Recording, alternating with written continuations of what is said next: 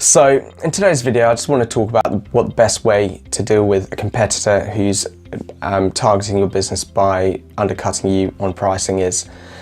And this is something a lot of business owners come up against at some point in their careers. And a good starting point for this conversation is actually just to acknowledge that when someone's undercutting your pricing, it's going to have an emotional impact on you. You've probably taken a lot of pride in what you do. You've probably built up customer relationships and put their welfare first. And if you get to a point where you're losing customers just because they want to save a few pounds and they've forsaken everything you've done for them, then it is going to shake your faith in business in general and the idea of goodwill. So today's video, I just want to talk about a couple of alternatives to getting into a price war.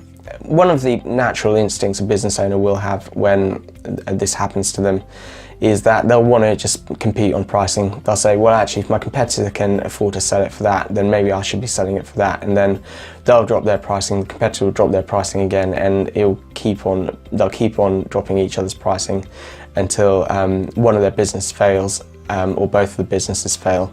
But the business that does survive, they'll be left with very a real challenge of having to convince customers that used to pay maybe 50% more for a good or a service that it's actually worth that when they could sell it for much cheaper at some point.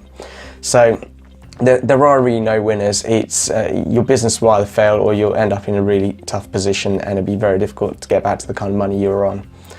So today's video, I just want to look at an alternative to that.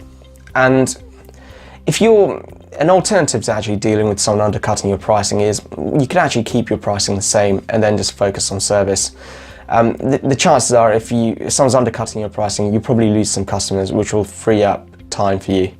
And when you free up time in that way, what you can do is you can actually focus on delivering a better service to the customers, maybe offering them an added value item they didn't have before, and just trying to maintain that loyalty that way and get them to spread the word about what you actually do and why it's actually worth paying a little bit more. And the other way to deal with this is actually just to invest money into marketing and keep your prices the same, because the more you market, the more leads you're going to get, and the more leads you're going to get, then essentially you're going to get more customers in through the door. So you'll end up making the same amount of money per customer.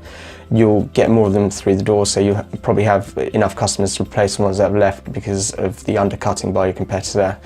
The only downside, obviously, is that you probably will have spent quite a lot of money in marketing, and a lot of marketing campaigns, they take a few months to actually start paying off anyway, so it's not going to fix or help your business immediately.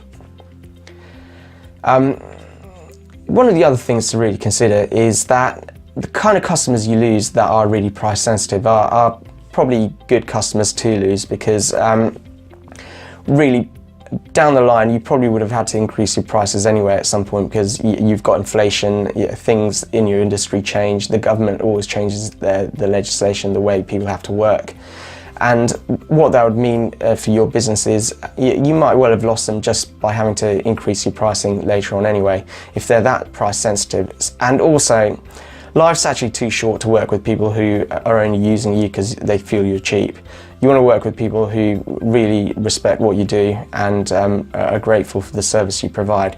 So undercutting can seem really bad at first, but sometimes it's also an opportunity for your business to really condense your client base and focus on the people that you really want to work with.